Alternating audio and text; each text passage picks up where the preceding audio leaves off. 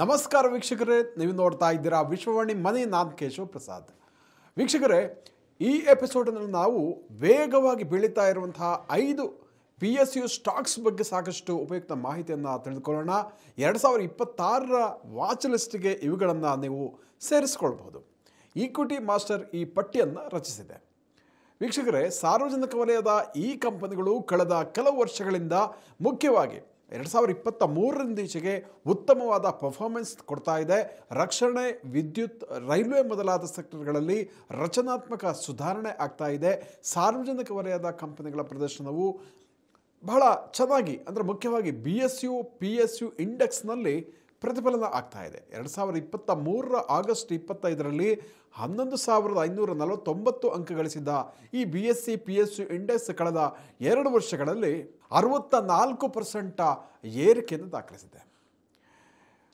ವೀಕ್ಷಕರಿಗೆ 5 ಸ್ಟಾಕ್ಸ್ಗಳು ನಾನು PSU ಸ್ಟಾಕ್ಸ್ಗಳ ಬಗ್ಗೆ ಹೇಳಿದ್ದೀನಿ. ಮೊದಲನೇದಾಗಿ garden reach ship builders and engineers stocks ಬಗ್ಗೆ ಸಾಕಷ್ಟು ಉಪಯುಕ್ತ ಮಾಹಿತಿಯನ್ನು ತಿಳ್ಕೊಳ್ಳೋಣ. ಈ ಷೇರಿನ ಈಗಿನ ದರ 2,428 ರೂಪಾಯಿ ಇದೆ. ರಕ್ಷಣಾ ಇಲಾಖೆಯ ವ್ಯಾಪ್ತಿಯಲ್ಲಿರುವ ಹಾಗೂ ಯುದ್ಧ ನೌಕೆಗಳನ್ನು ಅಭಿವೃದ್ಧಿಪಡಿಸುವ ಕಂಪನಿಗಳಲ್ಲಿ garden reach ship builders and engineers company ಬಹಳ ಮುಂಚೂಣಿಯಲ್ಲಿ ಇರುವಂಥದ್ದು. ಕಂಪನಿಯ ಪೋರ್ಟ್ಫೋಲಿಯೋದಲ್ಲಿ ಫ್ರೈಗೇಟ್ಸ್ ಇದೆ, ಫ್ಲೀಟ್ ಟ್ಯಾಂಕರ್ಸು, ಕೋರ್ವೆಟ್ಸ್ ಇದೆ, ಹಾಗೂ ಸಾಕಷ್ಟು ಯುದ್ಧ ನೌಕೆಗಳಿಗೆ ಸಂಬಂಧಿಸಿದ ವಿಭಾಗಗಳಲ್ಲಿ ಇದು ಬಹಳ ಮುಂಚೂಣಿಯಲ್ಲಿ ಇರುವಂಥದ್ದು. ಹಡಗುಗಳ ನಿರ್ಮಾಣ ಮಾಡುತ್ತೆ, ದುರಸ್ತಿ, ಎಂಜಿನ್ ಉತ್ಪಾದನೆ ಮಾಡುತ್ತೆ, ಎಂಜಿನಿಯರಿಂಗ್ ಚಟುವಟಿಕೆಗಳನ್ನು ಇದು ಸಕ್ರಿಯವಾಗಿ ನಡೆಸಿಕೊಂಡು ಬರ್ತಾ ಇದೆ.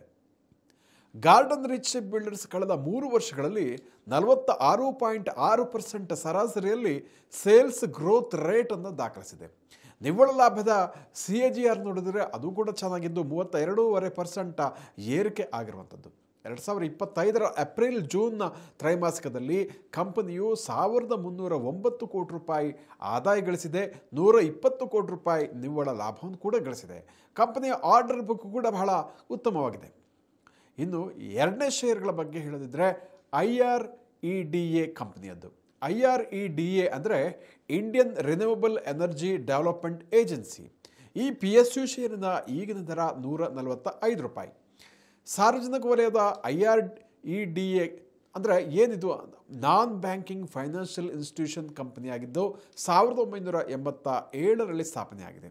ನವೀಕರಿಸಬಹುದಾದ ಇಂಧನಗಳಿಗೆ ಸಂಬಂಧಪಟ್ಟ ಪ್ರಾಜೆಕ್ಟ್ಗಳಿಗೆ ಹಣಕಾಸು ನೆರವನ್ನು ಈ IREDA ನೀಡುತ್ತೆ. ಗ್ರೀನ್ ಎನರ್ಜಿ ಟೆಕ್ನಾಲಜಿಗೆ ಸಂಬಂಧಿಸಿದ ಯೋಜನೆಗಳು ಕೂಡ ಹಣಕಾಸು ನೆರವನ್ನು ಒದಗಿಸುತ್ತೆ. ಕಳೆದ 3 ವರ್ಷಗಳಲ್ಲಿ 33% CAGR ಲೆಕ್ಕದಲ್ಲಿ ಬಡ್ಡಿಯನ್ನು ಈ ಕಂಪನಿ ಸಂಪಾದನೆ ಮಾಡಿದೆ. IREDA ಎಮರ್ಜಿಂಗ್ ಸೆಕ್ಟರ್ಗಳಾದ ಗ್ರೀನ್ ಹೈಡ್ರೋಜನ್ನಲ್ಲಿ ವರ್ಕ್ ಮಾಡುತ್ತೆ. ಇ ಮೊಬಿಲಿಟಿ, ಎಥೆನಾಲ್ ಉತ್ಪಾದನಾ ಕ್ಷೇತ್ರಗಳಿಗೆ ಕೂಡ ಹಣಕಾಸು ನೆರವನ್ನು ವಿಸ್ತರಿಸಿದೆ. ಸೋಲಾರ್, ಪವನಶಕ್ತಿ, ಜಲವಿದ್ಯುತ್, ಬಯೋಮಾಸ್ ವಲಯದಲ್ಲಿ ಇದು ಸಾಕಷ್ಟು ಮುಂಚೂಣಿಯಲ್ಲಿದೆ. ಇನ್ನು ಕೆನರಾ ಬ್ಯಾಂಕ್ ಶೇರ್ ಬಗ್ಗೆ ನೋಡೋದಿದ್ರೆ ಶೇರಿನ ಈಗಿನ ದರ 106 ರೂಪಾಯಿ ಆಗಿದೆ. ಸಾರ್ವಜನಿಕ ವಲಯದ ಕೆನರಾ ಬ್ಯಾಂಕ್ ಭಾರತದ ಪ್ರಮುಖ ಬ್ಯಾಂಕ್ಗಳಲ್ಲಿ ಒಂದಾಗಿದೆ. 2020ರಲ್ಲಿ ಸಿಂಡಿಕೇಟ್ ಬ್ಯಾಂಕ್ ಇದರ ಜೊತೆಗೆ ವಿಲೀನ ಆಗಿತ್ತು. ಇದರೊಂದಿಗೆ ಭಾರತದ 4ನೇ ಅತಿ ದೊಡ್ಡ ಸಾರ್ವಜನಿಕ ಬ್ಯಾಂಕ್ ಆಗಿ ಕೆನರಾ ಬ್ಯಾಂಕ್ ಹೊರಹೊಮ್ಮಿದೆ. ಈ ಕೆನರಾ ಬ್ಯಾಂಕು ಲಂಡನ್ನಲ್ಲಿ, ದುಬೈನಲ್ಲಿ, ನ್ಯೂಯಾರ್ಕ್ನಲ್ಲಿ ತನ್ನ ಕಚೇರಿಗಳನ್ನು ಹೊಂದಿದ್ದು ಅಂತಾರಾಷ್ಟ್ರೀಯ ಅಸ್ತಿತ್ವವನ್ನು ಹೊಂದಿದೆ. ಏಪ್ರಿಲ್ ಜೂನ್ ತ್ರೈಮಾಸಿಕದಲ್ಲಿ 4,752 ಕೋಟಿ ರೂಪಾಯಿ ನಿವ್ವಳ ಲಾಭವನ್ನು ಗಳಿಸಿದೆ. 21% ಹೆಚ್ಚಳವನ್ನು ಕೂಡ ದಾಖಲಿಸಿದೆ. ಒಟ್ಟು ಆದಾಯವು 34,000 ಕೋಟಿ ರೂಪಾಯಿಗಳಿಂದ 38,000 ಕೋಟಿ ರೂಪಾಯಿಗೆ ಈ ತ್ರೈಮಾಸಿಕದಲ್ಲಿ ಏರಿಕೆ ಆಗಿತ್ತು. ಇನ್ನು ಕೆನರಾ ಬ್ಯಾಂಕ್ 10,000 ಶಾಖೆಗಳನ್ನು ಒಳಗೊಂಡಿದೆ, ಅಂದರೆ ಬ್ರಾಂಚಸನ್ನು ಒಳಗೊಂಡಿದೆ. ಇದರ NPA ಅಥವಾ ಅನುತ್ಪಾದಕ ಆಸ್ತಿಯ ಪ್ರಮಾಣ ಸಾಕಷ್ಟು ಇಳಿಮುಖ ಆಗಿದೆ. ಇದು ಏನು ಮಾಡುತ್ತೆ ಅಂದರೆ ಮೂಲಸೌಕರ್ಯ, ಕೋರ್ ಇಂಡಸ್ಟ್ರೀಸ್, ಕೃಷಿ ಮತ್ತು MSME ಕ್ಷೇತ್ರಗಳಲ್ಲಿ ವ್ಯಾಪಕವಾಗಿ ಸಾಲವನ್ನು ವಿತರಿಸಿದೆ. ವೀಕ್ಷಕರೇ, ಭಾರತ್ ಎಲೆಕ್ಟ್ರಾನಿಕ್ಸ್ BL ಅಂತ ನೀವು ಕೇಳಿರ್ಬೋದು. ಈ ಕಂಪನಿಯ ಷೇರಿನ ದರ 367 ರೂಪಾಯಿ. ರಕ್ಷಣಾ ವಲಯದ ಪ್ರಮುಖ ಎಲೆಕ್ಟ್ರಾನಿಕ್ಸ್ ಕಂಪನಿಯಾಗಿರುವ ಭಾರತ್ ಎಲೆಕ್ಟ್ರಾನಿಕ್ ಪ್ರಾಡಕ್ಟ್ಗಳನ್ನು ಉತ್ಪಾದಿಸುತ್ತೆ. ಅವುಗಳನ್ನು ಮುಖ್ಯವಾಗಿ ಭಾರತೀಯ ಸೇನೆ, ನೌಕಾಪಡೆ ಮತ್ತು ವಾಯುಪಡೆಗೆ ನೀಡುತ್ತೆ. BLನ ಪ್ರಾಡಕ್ಟ್ ಪೋರ್ಟ್ಫೋಲಿಯೋ ಕೂಡ ಬಹಳ ವೈವಿಧ್ಯಮಯವಾಗಿದೆ. ಅದರಲ್ಲಿ ರಾಡಾರ್ಗಳಿದೆ, ಕ್ಷಿಪಣಿ ಸಿಸ್ಟಮ್ಗಳಿದೆ, ಮಿಲಿಟರಿ ಕಮ್ಯುನಿಕೇಷನ್ಸ್, ಎಲೆಕ್ಟ್ರಾನಿಕ್ ವಾರ್ಫೇರ್ಗಳು ಇವೆ. ಕಳೆದ 3 ವರ್ಷಗಳಲ್ಲಿ 15% CAGR ಲೆಕ್ಕದಲ್ಲಿ ಸೇಲ್ಸ್ ಗ್ರೋತ್ ಆಗಿರುವಂಥದ್ದು. ಏಪ್ರಿಲ್-ಜೂನ್ ತ್ರೈಮಾಸಿಕದಲ್ಲಿ BL ಒಟ್ಟು 969 ಕೋಟಿ ರೂಪಾಯಿ ನಿವ್ವಳ ಲಾಭವನ್ನು ಗಳಿಸಿದೆ. ಕಂಪನಿ ಯಾವುದೇ ಸಾಲವನ್ನು ಹೊಂದಿಲ್ಲ ಅನ್ನೋದು ಕೂಡ ಒಂದು ಪ್ಲಸ್ ಪಾಯಿಂಟ್. ಅದೇ ರೀತಿ 5ನೇ PSU ಶೇರು ಯಾವುದಪ್ಪ ಅಂತಂದರೆ ಪಂಜಾಬ್ ನ್ಯಾಷನಲ್ ಬ್ಯಾಂಕ್. ಈ ಪಂಜಾಬ್ ನ್ಯಾಷನಲ್ ಬ್ಯಾಂಕ್ ಸಾರ್ವಜನಿಕ ವಲಯದ ಹಳೆಯ ಮತ್ತು ಬಹಳ ದೊಡ್ಡ ಬ್ಯಾಂಕ್ಗಳಲ್ಲಿ ಒಂದಾಗಿದೆ. ದೇಶಾದ್ಯಂತ 10,000 ಶಾಖೆಗಳ ದೊಡ್ಡ ನೆಟ್ವರ್ಕನ್ನು ಹೊಂದಿದೆ.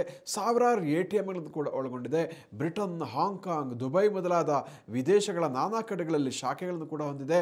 ಕಳೆದ ಏಪ್ರಿಲ್-ಜೂನ್ ತ್ರೈಮಾಸಿಕದಲ್ಲಿ ಬ್ಯಾಂಕ್ 1,675 ಕೋಟಿ ರೂಪಾಯಿ ನಿವ್ವಳ ಲಾಭವನ್ನು ಕೂಡ ಗಳಿಸಿದೆ. ಈ ಬ್ಯಾಂಕ್ನ ಅನುತ್ಪಾದಕ ಆಸ್ತಿಯ ಪ್ರಮಾಣ ಕೂಡ ಸಾಕಷ್ಟು ಕಡಿಮೆ ಆಗಿರುವಂಥದ್ದು ಪಂಜಾಬ್ ನ್ಯಾಷನಲ್ ಬ್ಯಾಂಕ್. ವೀಕ್ಷಕರೇ, ಸಾರ್ವಜನಿಕ ವಲಯದ ಕಂಪನಿಗಳು ಭಾರತದಲ್ಲಿ ಇತ್ತೀಚಿನ ವರ್ಷಗಳಲ್ಲಿ ಸಾಕಷ್ಟು ಒಳ್ಳೆಯ ಪರ್ಫಾರ್ಮೆನ್ಸನ್ನು ಕೊಡ್ತಾ ಇದೆ. ಅವುಗಳ ಗ್ರೋತ್ ಕೂಡ ತುಂಬ ಚೆನ್ನಾಗಿ ಆಗ್ತಾ ಇರುವಂಥದ್ದನ್ನು ನಾವು ಗಮನಿಸ್ಬೋದು. ಅಂದರೆ ಅವುಗಳ ಆಡಳಿತ, ಅವುಗಳ ದೂರದೃಷ್ಟಿ, ಉತ್ಪಾದನೆ ಇರ್ಬೋದು, ಸರ್ವಿಸ್ ಇರ್ಬೋದು, ಗ್ರೋತ್ ಕಾಣ್ತಾ ಇರುವಂಥದ್ದು ಬಹಳ ಮುಖ್ಯ ಅಂತ ಈ ಸಂದರ್ಭದಲ್ಲಿ ತಜ್ಞರು ಹೇಳ್ತಾ ಇದ್ದಾರೆ. ಮುಖ್ಯವಾಗಿ ಪೋಸ್ಟ್ ಪ್ಯಾಂಡಮಿಕ್ ಅಂದರೆ ಕೋವಿಡ್ ನಂತರದ ಕಾಲಘಟ್ಟದಲ್ಲಿ ಇವುಗಳ ಒಂದು ಕಾಂಪೌಂಡ್ ಗ್ರೋತ್ ರೇಟ್ ಮತ್ತು ಪ್ರಾಫಿಟ್ ಎರಡು ಕೂಡ ಇನ್ಕ್ರೀಸ್ ಆಗ್ತಾ ಇರುವಂಥದ್ದನ್ನು ನಾವಲ್ಲಿ ಗಮನಿಸ್ಬೋದು. ಹೀಗಿದ್ರೂ ಕೂಡ ಸಾರ್ವಜನಿಕ ಕ್ಷೇತ್ರದ ಕಂಪನಿಗಳು ಕೂಡ ಸಾಕಷ್ಟು ಚಾಲೆಂಜಸನ್ನು ಎದುರಿಸ್ತಾ ಇದೆ. ಮುಖ್ಯವಾಗಿ ಪ್ರೈವೇಟ್ ಸೆಕ್ಟರ್ನ ಕಂಪನಿಗಳ ಒಂದು ದೊಡ್ಡ ಒಂದು ಸ್ಪರ್ಧೆಯನ್ನು ಈ ಕಂಪನಿಗಳು ಅಂದರೆ PSU ಕಂಪನಿಗಳು ಎದುರಿಸ್ತಾ ಇರುವಂಥದ್ದು. ಅಫ್ಕೋರ್ಸ್ ಮುಕ್ತ ಮಾರುಕಟ್ಟೆಯಲ್ಲಿ ಪ್ರೈವೇಟ್ ಮತ್ತು ಖಾಸಗಿ ಕ್ಷೇತ್ರದ ಕಂಪನಿಗಳಿಗೆ ಈ ರೀತಿಯ ಒಂದು ಸವಾಲುಗಳು ಇದ್ದೇ ಇರುತ್ತೆ. ಜೊತೆಗೆ ಗ್ಲೋಬಲ್ ಮಾರ್ಕೆಟಿನ ವಾಲಾಟಿಲಿಟಿ ಇದು ಕೇವಲ PSU ಅಂತಲ್ಲ, ಖಾಸಗಿ ಕ್ಷೇತ್ರಕ್ಕೂ ಇರುವಂಥ ಸಮಸ್ಯೆನೇ. ಬಟ್ ಅಫ್ಕೋರ್ಸ್ PSUಗೆ ಸರ್ಕಾರದ ಬೆಂಬಲ ಕೂಡ ಸಾಕಷ್ಟು ಸಂದರ್ಭದಲ್ಲಿ ಸಿಗುತ್ತೆ.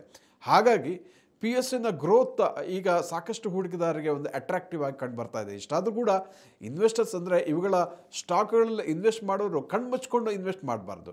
ಕಂಪನಿಯ ಫಂಡಮೆಂಟಲ್ ನೋಡಬೇಕು, ಅದು ಯಾವ ಸೆಕ್ಟರ್ನಲ್ಲಿ ಕೆಲಸ ಮಾಡುತ್ತೆ, ಅವುಗಳ ಕಾರ್ಪೊರೇಟ್ ಗವರ್ನೆನ್ಸ್ ಹೇಗಿದೆ ಮತ್ತು ಇತ್ಯಾದಿ ಸ್ಟಾಕಿನ ವ್ಯಾಲ್ಯೂಯೇಷನ್ ಯಾವ ರೀತಿ ಇದೆ, ಫಂಡಮೆಂಟಲ್ ಅನಾಲಿಸಿಸನ್ನು ಮಾಡಿಕೊಂಡು PSU ಸ್ಟಾಕ್ಗಳಲ್ಲಿ ಇನ್ವೆಸ್ಟ್ ಮಾಡಬೇಕು ಅಂತ ತಜ್ಞರು ಹೇಳ್ತಾರೆ. ವೀಕ್ಷಕರೇ, ಇಂತಹ ಮತ್ತಷ್ಟು ಉಪಯುಕ್ತ ವಿಡಿಯೋಗಳಿಗೆ ವಿಶ್ವವಾಣಿ ಮನಿ ಯೂಟ್ಯೂಬ್ ಚಾನಲನ್ನು ವೀಕ್ಷಿಸಿ ಮತ್ತು ಸಬ್ಸ್ಕ್ರೈಬ್ ಮಾಡಿ. ಜೊತೆಗೆ ನಿಮ್ಮ ಕಮೆಂಟನ್ನು ಕಮೆಂಟ್ ಬಾಕ್ಸ್ನಲ್ಲಿ ತಿಳಿಸಿ ಅಂತ ಕೇಳ್ಕೊಳ್ತಾ ಇದ್ದೀನಿ. ವಂದನೆಗಳು.